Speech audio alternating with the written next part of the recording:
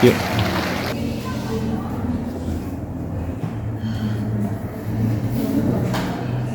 Nama saya Udin Wardoyo.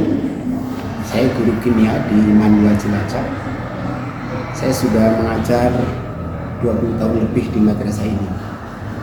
Kendala terbesar dalam pembelajaran saya adalah kurangnya sarana praktikum. Sementara pembelajaran kimia mengharuskan adanya pemahaman siswa tentang metode penyelidikan dan metode ilmiah.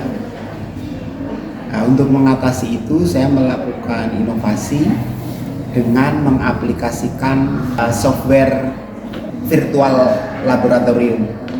Jadi dengan software ini siswa belajar melakukan praktikum secara simulatif, mulai dari bagaimana mereka mempersiapkan alat dan bahan, bagaimana mereka melakukan prosedur kerja secara simulatif bisa dilakukan di software ini. Kekurangan praktikum sebenarnya, betul praktikum itu memberikan pengalaman kepada anak untuk melakukan satu prosedur ilmiah. Tapi dalam banyak kasus anak-anak itu masuk ke lab melakukan praktikum itu dengan kosong. Mereka bahkan tidak tahu mau ngapain di lab itu. Jadi mereka hanya bekerja berdasarkan pertanyaan-pertanyaan random yang mereka ajukan ketika proses. Pak, ini setelah ini saya ngapain? Setelah ini saya ngapain? Begitu.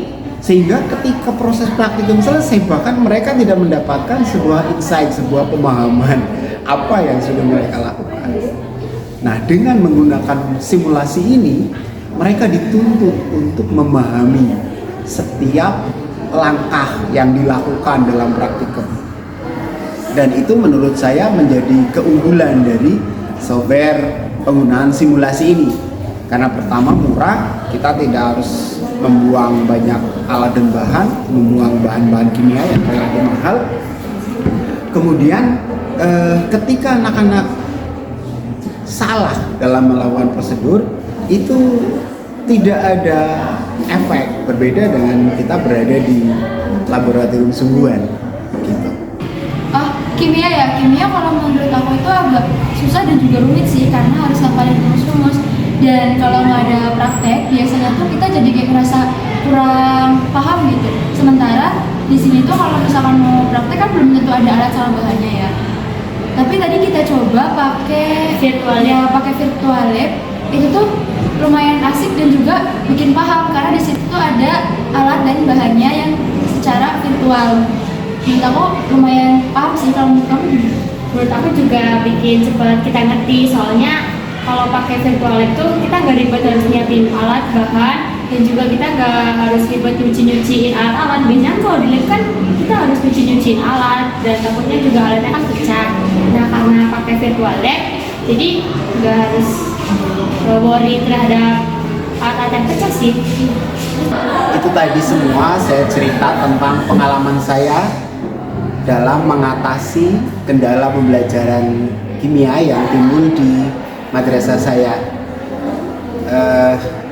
Saya sudah cukup berumur, tetapi saya tidak mau menyerah karena memang pada level filosofis guru adalah belajar. Bukan hanya siswa yang belajar, tapi guru juga harus belajar.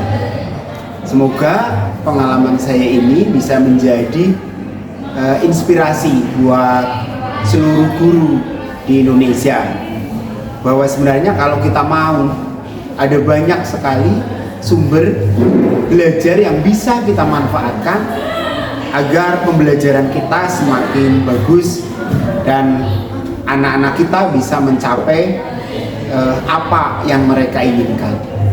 Demikian, terima kasih.